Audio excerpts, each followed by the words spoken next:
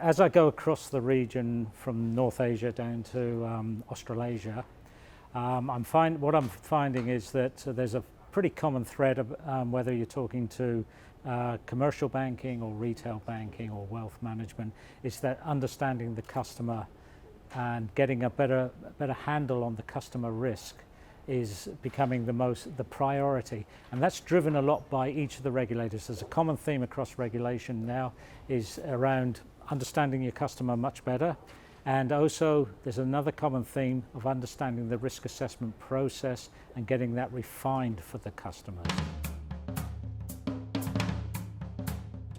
And so what we see with all of our clients is that they're gathering a lot of data. Okay, there's a lot of data, and you've got to make sense of that data. So we're finding that we're getting mountains of data, and they're not able to make sense of that data, and that's where technology is starting to come into play, of trying to actually make sense and visualize that data in a much better way. And that sort of technology is related to things like data intelligence, where you can go and aggregate and gather the data from public, private sources, premium sources. So for example, you could get negative news from Dow Jones as an example, or you could get negative news from Google, but you somehow got to aggregate that together, put it into one place that you can actually action that particular information. And then we get to the point where we're finding that a lot of customers in the region are really worried about the fact that they've got duplications of customer information within their own environments.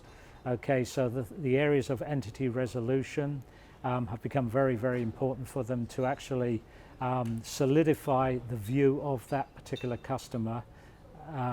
So we resolve any differences in customer information from the various different siloed systems, and we are able to, the customer is then able to, or the bank is then able to run detection models in a much more granular way across the resolved entities as against single entities, and that's reducing a lot of false positive alerts and things like that.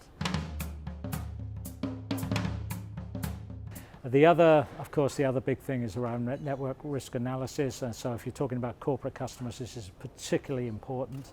Understanding the network of that particular corporate customer, and the ownership of the companies, and the relationships of those ownerships. So that's becoming really important. So as we go forward, I see a lot more adoption of technologies to make sense of the data that you're gathering around your customer, make decisions on that data, and define the behavior patterns of those data, and therefore run detection to actually detect variations or deviations of that behavior, and therefore updating the risk scores of those customers based on those deviations.